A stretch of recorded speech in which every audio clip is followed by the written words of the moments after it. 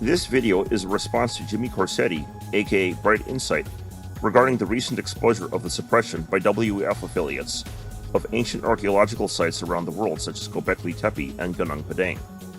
I've stumbled across some things that could explain why this is happening. To my usual viewers, while this video is connected to a common topic on this channel, it is also somewhat tangential. So I hope you will enjoy it anyway. This video also goes into certain controversial topics, some of which I have previously covered on this channel, whereas others are somewhat new, so the usual disclaimers apply. Different parts of this may or may not reflect my own views. The idea, rather, is to connect several sets of data from certain discoveries across several fields, and for you to come to your own conclusions. Some of this is not going to make too much sense at first, and it covers a couple of topics that do not seem to be related to each other. But just let me connect the dots, and it will all start to make sense.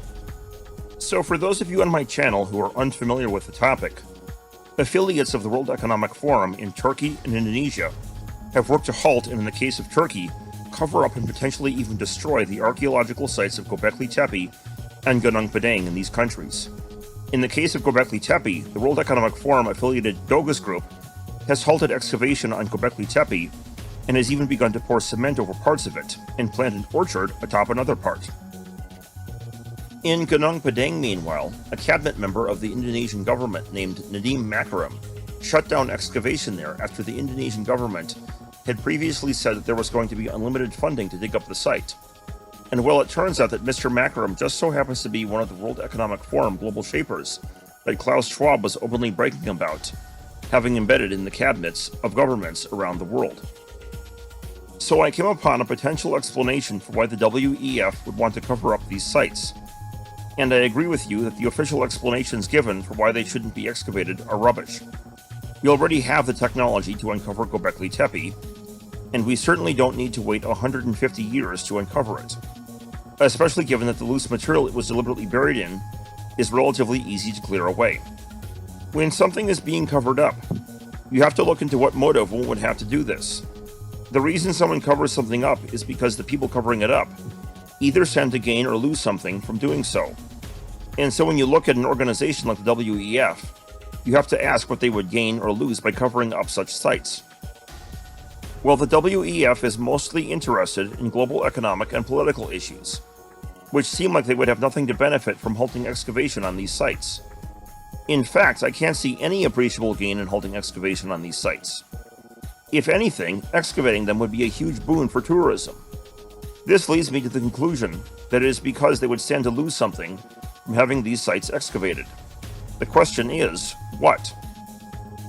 As has become pretty obvious to political observers over the last decade, we appear to have a global deep state apparatus that engages in all sorts of criminal activities. The WEF, meanwhile, is simply a front organization for this deep state, and the criminal activities of this deep state are already well known by most people today.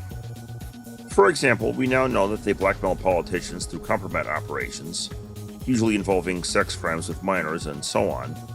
You see things like Ghislaine Maxwell's sister working at the WEF, and I saw an interview where Eric Weinstein noted that Robert Maxwell's fortune may very well have been used to set Epstein's operation up. Meanwhile, people like Klaus Schwab have been on record bragging about all of the people they have embedded in government cabinets all around the world.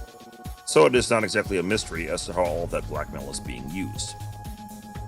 Then we have things like them using intelligence organizations to manipulate the press, which became obvious with pretty much everything starting with the WikiLeaks drop in 2016 and onwards. And of course, this same not-so-hidden hand is now behind the current bad joke that has become our elections. And then you see things like the phone of the shooter in the Trump assassination attempt being tracked to the FBI building. So they are not above JFKing a former president and presidential candidate either. But all of these sorts of things have already been exposed to a great extent, and that this is going on is not exactly a secret anymore these days. However, obviously, these sorts of criminal activities have nothing whatsoever to do with ancient archaeological sites like these. So perhaps a better question to ask is, what relation would they have to this to begin with? How does this even connect to the big picture?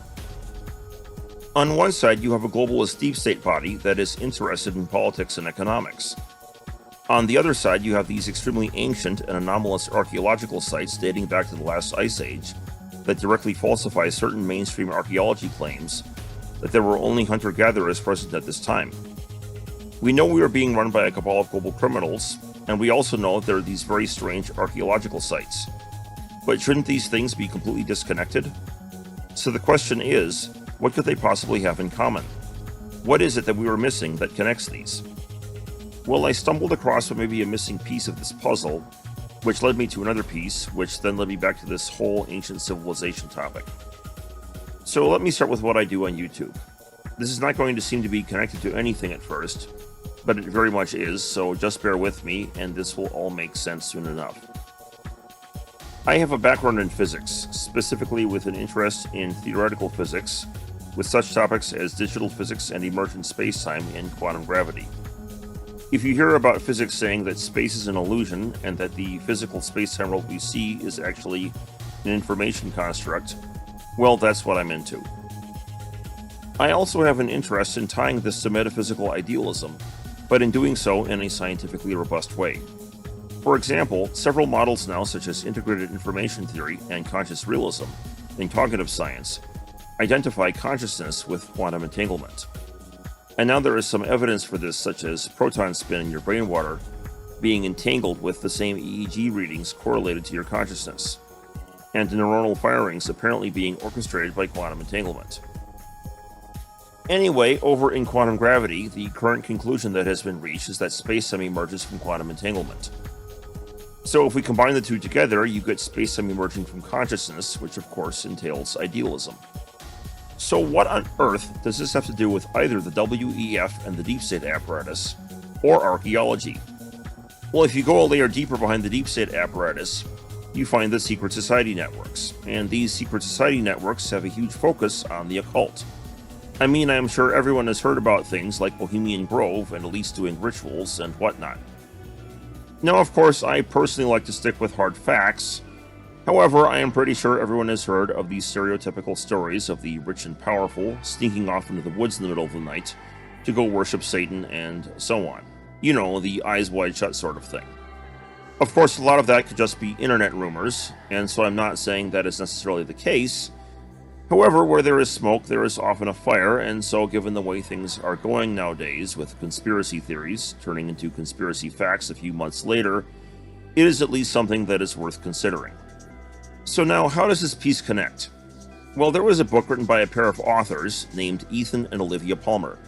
The Palmers told me that they based their book in part on my physics-based idealism model, as well as similar models such as Hoffman's conscious realism. It's called the Quantum Hermetica, and what they argue is that my physics-based idealism model and similar models are in fact identical to ancient Egyptian Hermetic occult science. This is of course a very bold claim, and so I want to issue a disclaimer at this point that this is what they are arguing. However, when I looked at the book, I found that they make a very compelling case for this. Now, I can go so far as to say that insofar as the physics overlaps with the metaphysics of it does happen to be identical. But they go off further into making further physics parallels. I kind of hold back at that point and suspend judgment, since if they are right, it would imply certain things that sound a little crazy. However, I will say this much. I wish I could find a good argument against their case, and I cannot. It's fascinating to say the least. The parallels they make are very distinct. For example, they make the case that Hermeticism incorporates the concept of the wave function, and they use half a dozen different very specific parallels to make this point. If you want to see some of what I'm talking about, I made a few videos on this in the past. Specifically, the Kabbalions' vibration enigma and Hilbert's base representation of a quantum bit in ancient Kabbalah are two of the big ones. There is also Could Autonomous Agents Lie Beneath Emergent Spacetime, which doesn't explicitly reference the Quantum Hermetica.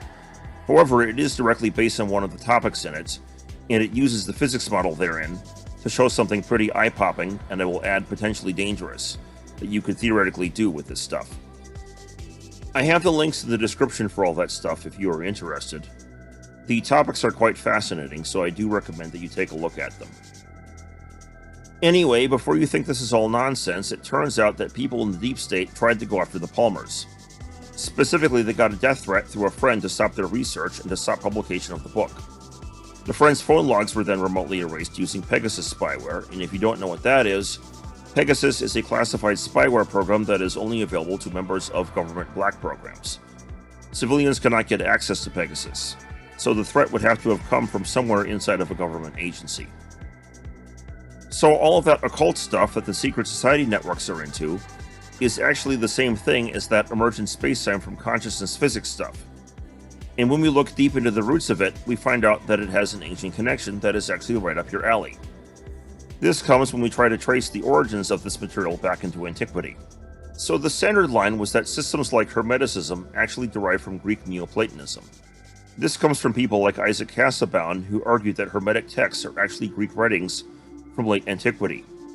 However, as noted by others like Ralph Cudworth, this thinking is actually wrong, as the ancients had a different concept of authorship than we do today. In the ancient world, people who originated the ideas in a text were considered the authors, rather than people who may have rewrote them later. Of course, the trouble with all of this is that to develop this sort of knowledge, you need the technological infrastructure to do so. For example, they argue that a Hilbert space representation of a quantum bit shows up in ancient Kabbalist texts, and their entire Hermetic physics synthesis rests on the concept of emergent spacetime. But you can't just get those out of a vacuum.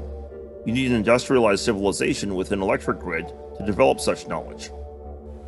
And even if, let's say, your Atlantis thesis or something like that does turn out to be correct, it still wouldn't seem to be enough to account for this. You would expect to see things like fossilized smartphones or power plugs and so on if this were responsible for that, and you just don't see that. Of course, strange artifacts to this effect are sometimes discovered that would suggest an advanced use of electricity. However, you don't find it on a scale that you would expect if an entire society had this. And so if the Palmers are correct, and once again that is their claim, though I must admit they do raise some pretty eye-popping parallels, it would appear as though someone in ancient times had what looks like knowledge of advanced physics, just without the industrialized and technological civilization one would expect to be needed to develop it. The technological infrastructure needed to develop this is simply not found anywhere in the world. It is as though someone just plopped this knowledge on them in an entire system right out of the ether. So now when we trace this Hermetic system back beyond the late antiquity Neoplatonists, we run into two sources that tie into each other and appear to be referencing different parts of the same account. These would be the Egyptian historian Manetho and the Edfu temple texts. So regarding the origins of the Hermetic texts, Manetho wrote in the 3rd century BC that, after the Great Flood, the hieroglyphic texts written by Thoth were translated from the sacred language into Greek, and deposited in books in the sanctuaries of Egyptian temples. Now it is interesting to note that he puts the date of this at around 9,000 years before his time, which means that this great flood he references neatly matches Meltwater Pulse 1b at the end of the Younger Dryas. But then if you bring in the Edfu texts, this neatly fits together with something in there as well. According to the Edfu texts, Thoth wrote down the teachings of the Urshu, the words of the primeval ones, in the holy island of the Egg, the birthplace of the gods, to be preserved forever, for when the waters of the flood shall cover the world. So what are these teachings? Well, it's obviously the same teachings of Thoth, aka Hermes or Hermes Trismegistus, who is the mythic originator of Hermeticism, that were preserved across the flood as per Manetho's record. And so putting the two together, you get the Urshu as being the originators of Hermeticism.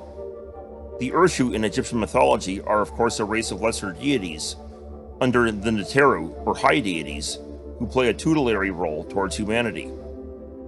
It's interesting to note also that this island of the Egg is also the same as the homeland of the primeval ones, which was, according to the same Edfu texts, destroyed in a flood in the Western Sea. So because of this, some people cite this as evidence of a pre-Platonic Atlantis narrative. And if this was 9,000 years before Manetho's time, that would put it around that 9500 BC date that is ascribed both to Atlantis in the Platonic dialogues, as well as to Meltwater Pulse 1b. Now these Urshu deities are the Egyptian equivalent of the Babylonian Apkallu, which are also associated with magic, as well as with a tutelary role in regards to humanity. And so if one traces Kabbalah on the other side to Jews during the exile period, this could be the origin of that as well. Now if you look at the ancient depictions of the Apkallu, you see that there is something very peculiar about their heads. Namely, they appear to be very elongated. So what is interesting about this is that the Palmers actually mention the famous conehead skulls from Peru, and the Black Sea region as being related to this in their book. So I did some looking into this, and it turns out that these skulls may have something to do with this curious body of knowledge that looks like physics, as well as the whole Ice Age archaeological site cover-up situation. So this doesn't look like this is necessarily connected at first, but just bear with me here for a bit. First and foremost, what I found is that the standard line you will hear about these is that they are the product of cranial skull deformation. This is when someone ties boards to their children's skulls as babies to make the skull grow into that shape. But now, unfortunately for those who believe this, when you do a little digging, you find that this claim has been falsified. Science works primarily by way of falsification, a lot more than it does by verification. That is, it works primarily by proving things wrong and proceeding by process of elimination. And despite this being the official story concerning these skulls, this claim has been falsified, and very amply so. So first and foremost, skull binding does not change the volume of the skull. The normal Homo sapiens skull is around 1400 cubic centimeters, whereas some of the Paracas skulls are as much as 2300 cubic centimeters, which is about 60% larger than the normal human skull. Furthermore, they display a number of other traits different than normal Homo sapiens as well. The foramen magnum is in the wrong place, they have 3 skull bones rather than 5 with no sagittal suture, and they also have little holes in the back of the skull for added blood flow. There is a claim that skull binding will sometimes get rid of the sagittal suture. However, we know that this is not the case with these skulls either. There is a baby specimen of a Paracas individual which lacks the sagittal suture. Moreover, at this stage, the bones should not even have been fused, but you can see the skull in the baby specimen is a single plate where there should be a pair of unfused bones. Also, if you were to try to achieve the skull shape at this early age, you would kill the infant instead. It wouldn't work. So we can rule out cranial deformation pretty easily with many of these specimens. This is not to say that every skull that looks like this is not the product of cranial deformation, but these are. I think what is really going on here is just a version of the Asch effect with some academics. The psychologist Solomon Asch did this experiment in the 1950s, where he showed that people can actually be made to believe that longer lines are the same length as shorter lines through peer pressure. And there is nothing in principle different with cranial capacity than with line length. Plus, during the Cold War, the KGB did a study where they found that academics are the most susceptible group to fall for propaganda, given that they think they are too smart to fall for propaganda. So it's fairly obvious that something similar is happening here.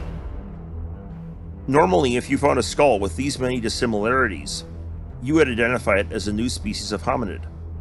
Ultimately, though, the DNA tests are the ultimate decider, and when the DNA tests were done, it turned out the DNA indeed showed up as not being 100% normal Homo sapiens.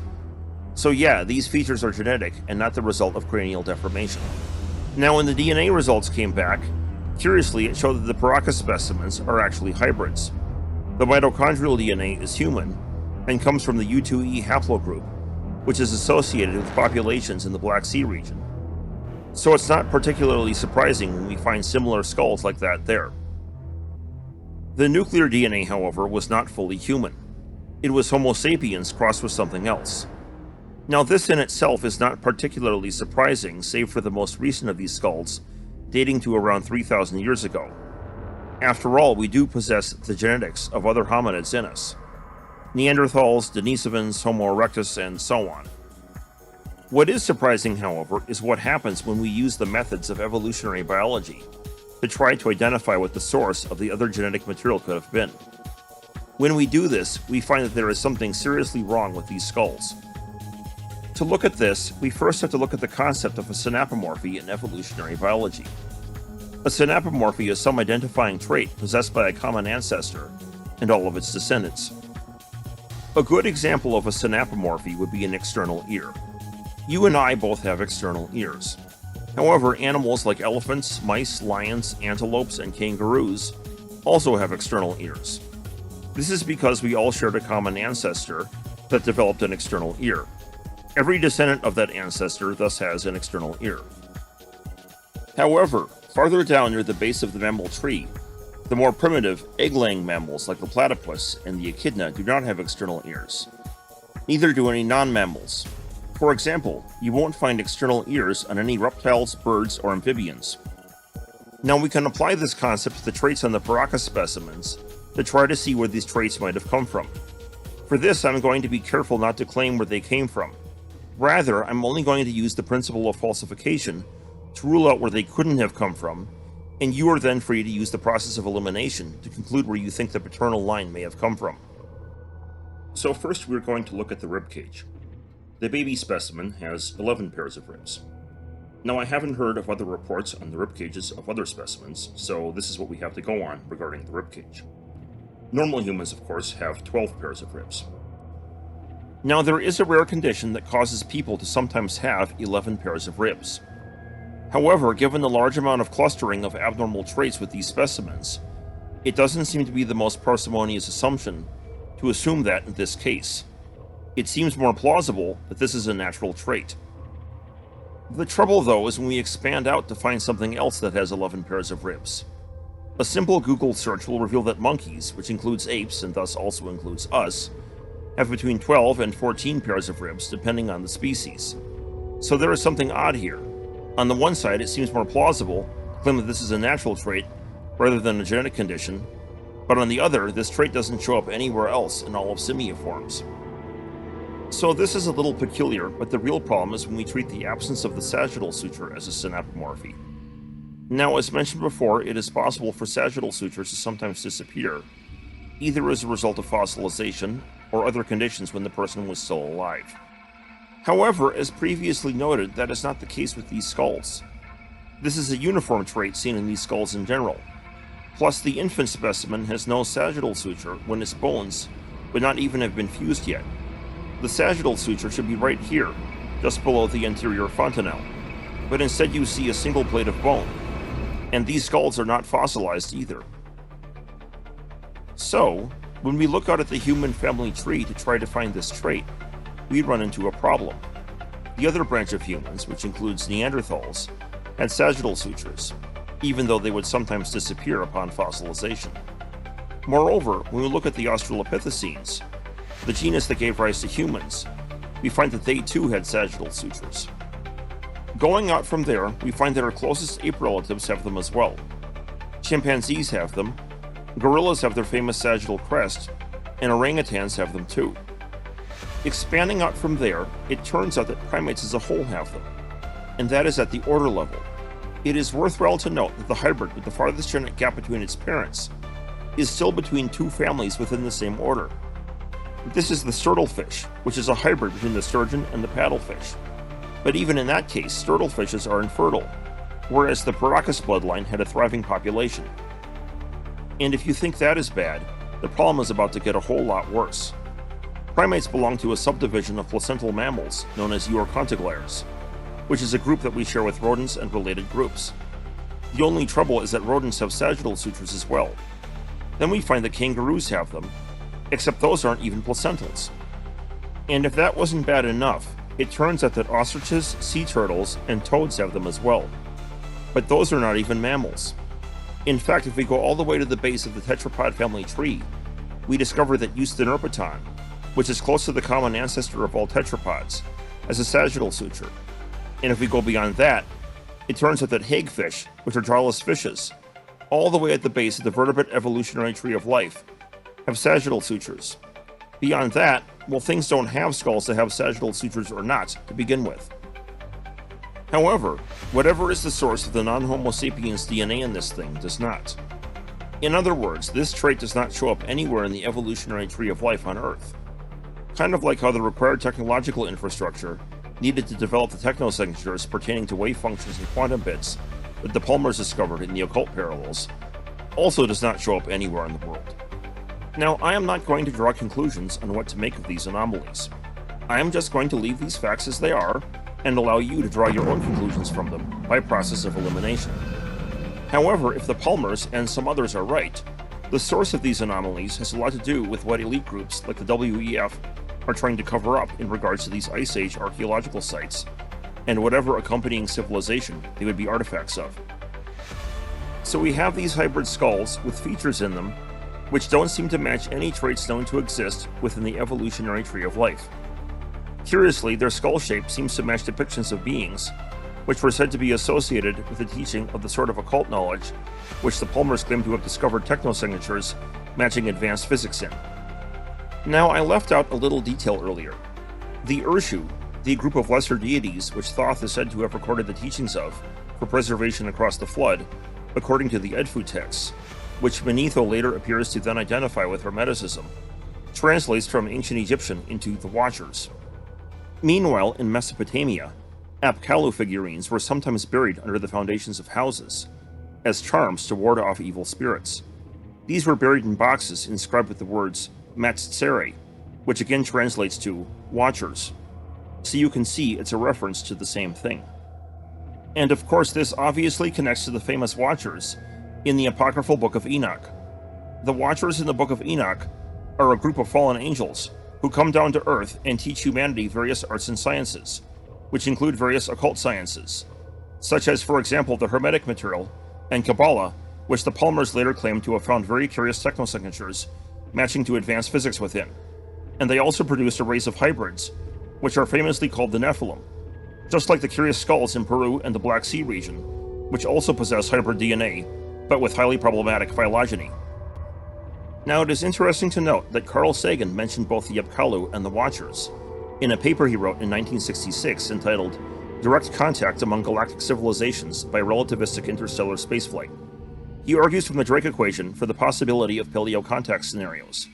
Then later he cites the Apkallu and the Watchers in the Book of Enoch as potentially being distorted accounts of such events in the distant past. Now, I'm not drawing any conclusions about that either. That was just Sagan's opinion, but I wouldn't rule it out. Sagan's paper is in the description if anyone is interested.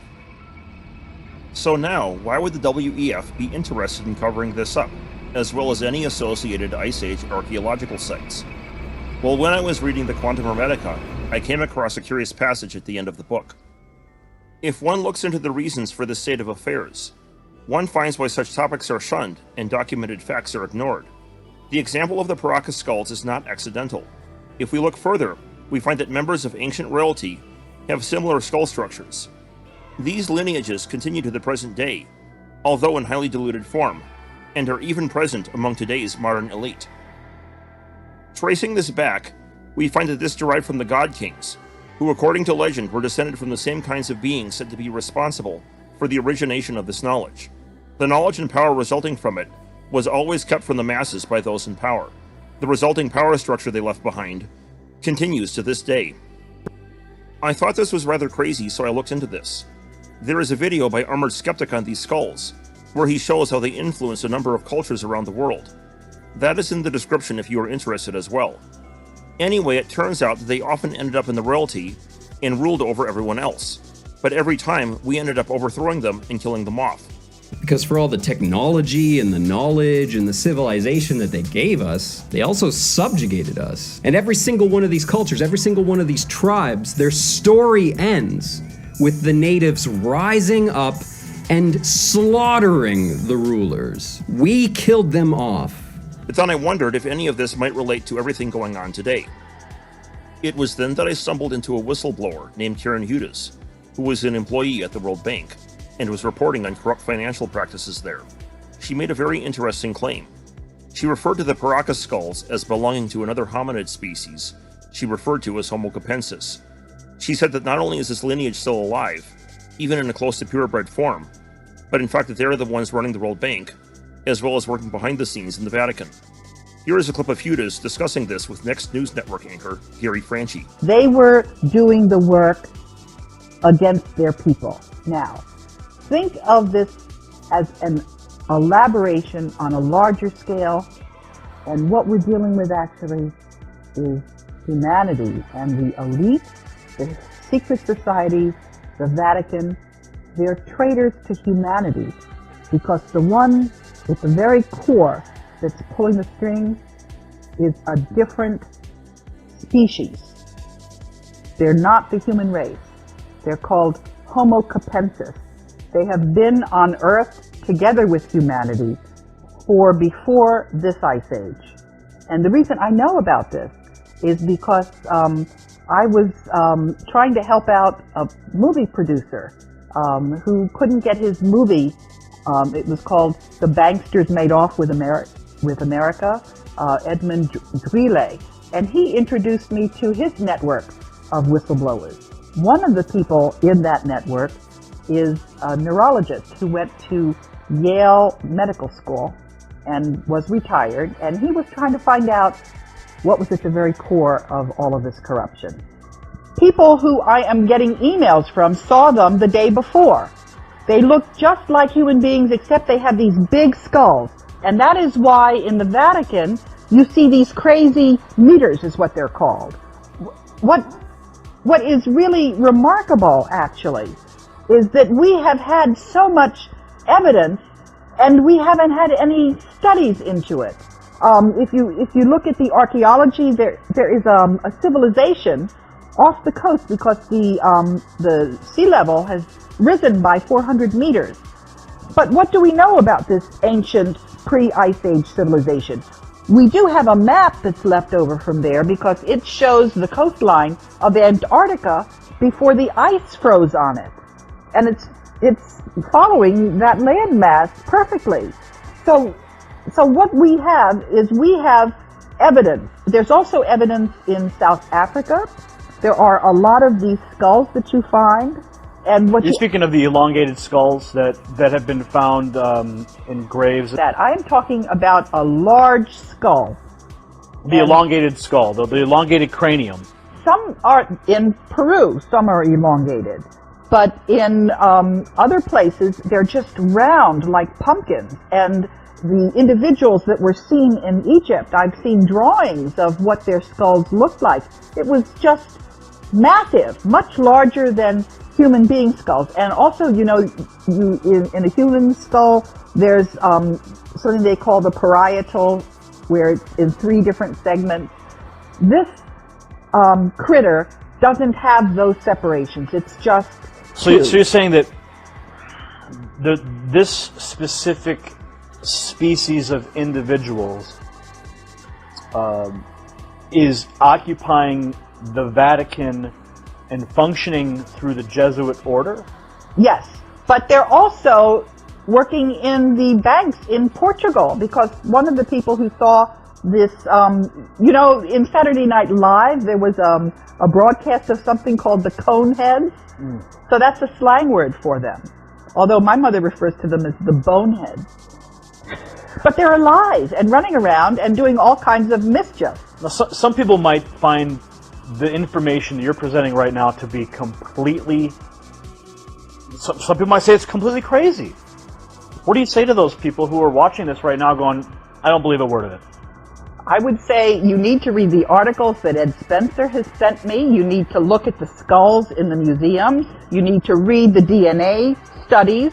And you need also to think about what kind of motive the human beings might have for being traitors to their species. Why would they do this? Why would we have a banking system where all the money ends up going to the Vatican and people run around starving? And of course, the global banking establishment is what is behind all of these globalist institutions like the WEF, which are busy trying to turn the whole world into a global version of Pan Am from the Hunger Games.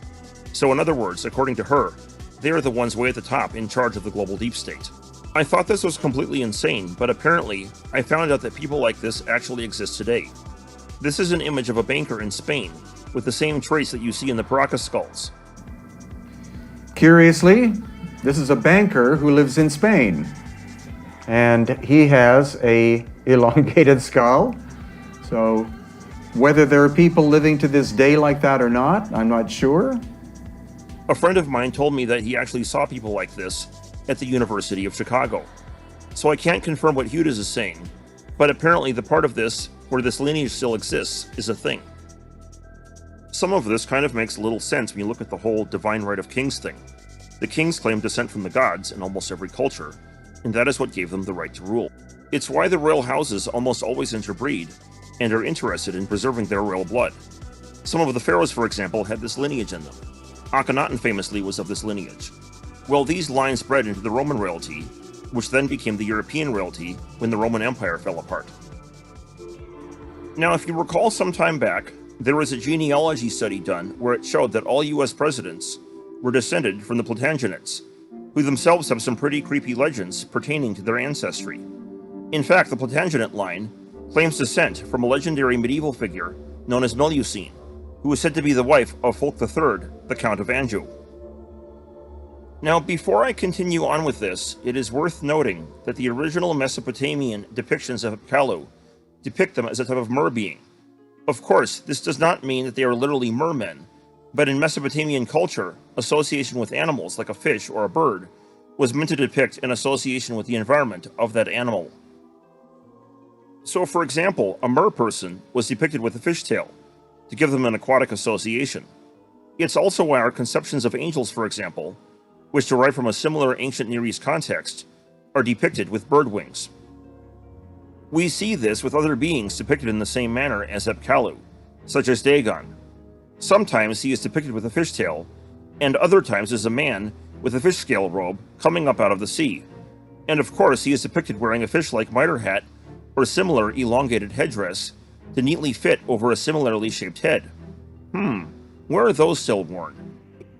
Similarly, in the Book of Enoch, the wives of the Watchers were condemned to become sirens, aka mermaids. Well, why a mermaid? Who does a mermaid marry? A merman, of course.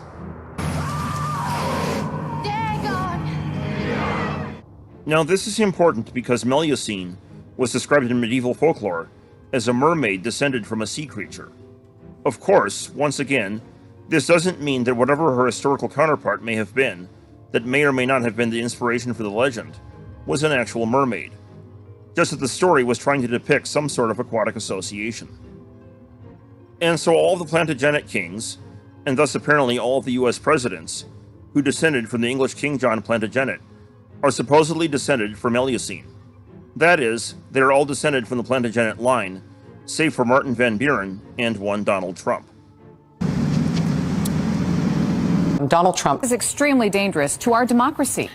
Then if you look into the secret society networks, such as what are behind the WEF, the whole bloodline thing seems to be important there as well. In some circles, they call the families at the top of this power structure the Phoenician families. And we'll check out this little clip from Armored Skeptic's video regarding the Phoenicians. But do you think maybe a group went through Europe too? Spoiler alert, the answer is yes. Now, this is actually the most mysterious group in human history. They were masters of the sea, rulers of the Mediterranean. They were known as the Sea People, or the Phoenicians. Every single Phoenician is depicted with a cone head. Every single one of them. Now we're talking way, way, way later, long after the Denisovans and the hybrids and the albinos and the Aryans and whatever you want to call them are gone. The ruling class of the Phoenicians seem to be descendants of the hybrids and are maintaining their traditions in the Mediterranean. So if what Hughes is saying is true, the reason they would want to cover up archaeological sites like Gobekli Tepe is because they are essentially covering themselves up. For example, Gobekli Tepe contains some of the exact same iconography found in other sites associated with conehead-influenced cultures from around the world. It was supposedly also why the Book of Enoch didn't quite make it into the canon. According to Hughes, they were running the hypothetical Ice Age civilization. So if people start to ask questions about that, the idea is that it might lead them back to discovering who is ruling over them as well. Now, if you recall from what I mentioned in Armored Skeptic's video, they influenced a lot of cultures around the world. Well, each time they ruled over them, and for some reason, we wiped them out every time. So they wouldn't want that. It's also supposedly why shadowy globalist organizations, like the WEF, want things like massive population reduction and this Hunger Games-like setup. She said that they were the dominant species back then, and that they want to engineer this again. And to do that, you obviously want to control the population, and then cage it into such a setup. So now, how much of this is true? Well, the Palmers did apparently get a death threat from someone using Pegasus software. As for their physics, they based that on my model. The metaphysical half of it, anyway, does match precisely. I won't go beyond that, because if what they are saying is true, it has insane implications.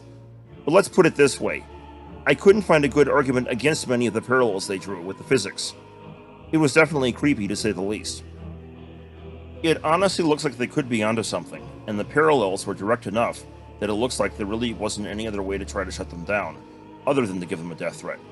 Though fortunately, it's a little too late for that now, as the book is published and is out in the open for everyone to see. As for the coneheads, the official story on these regarding cranial deformation is absolutely ridiculous and unconvincing, so that part anyway is real.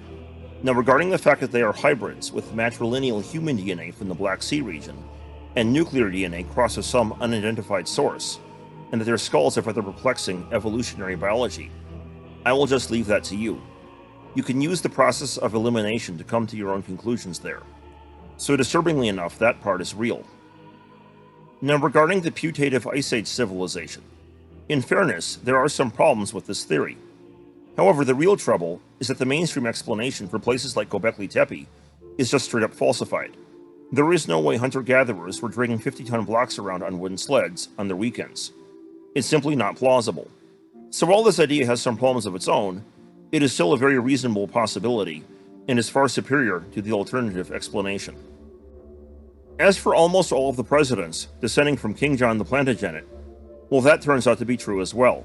However, in fairness, given the passage of time, it is likely that a lot of people today will have some distant ancestry connecting to the Plantagenets. Now, as for the Melusine figure, we don't have any solid historical records on the source of this account. Furthermore, there are multiple conflicting legends about her in medieval Europe, so it is entirely possible it is just medieval mythology. However, treating it as a kind of mytheme or mimetic myth complex, it is still peculiar. The parallels it raises with details of the Epkalu story and its associated theme concerning the royalty tracing their descent from the gods is somewhat curious. As for Huda's, she is a legitimate whistleblower at the World Bank, though the whole thing with Homo Capensis running the World Bank is her claim. She is unfortunately no longer with us, though, but she has some associates such as Dr. Ed Spencer who are making the same claim, so I will leave that to them. However, it is peculiar to note that some of the royal lines going back appear to have had these same traits, and if any of this were to turn out to be true, it would very neatly explain why whatever force that sits atop the global power structure running the WEF would want to try to cover up these sites. So with that, I will end the video here, and I am interested in hearing your thoughts.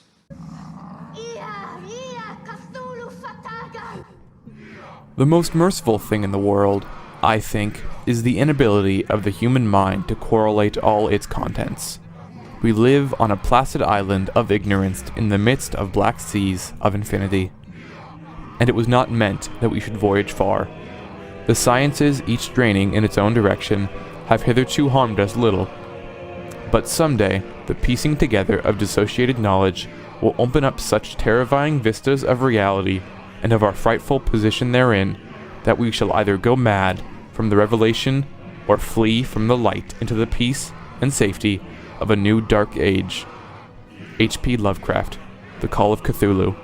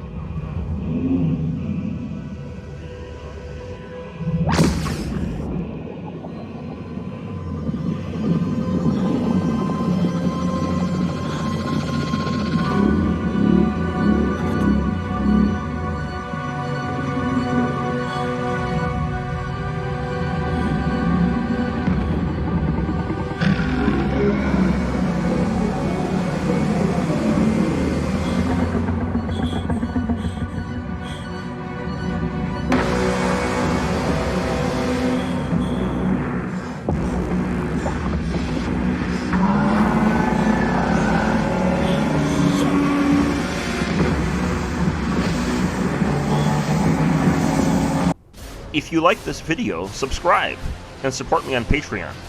And don't forget to check out the books in my Alaris novel series, Alaris, The Lances of Light, and Alaris, The Pearl of Heaven, on Amazon Kindle in the description below. You can find us on Facebook as well, at Idealism and Science versus Atheism.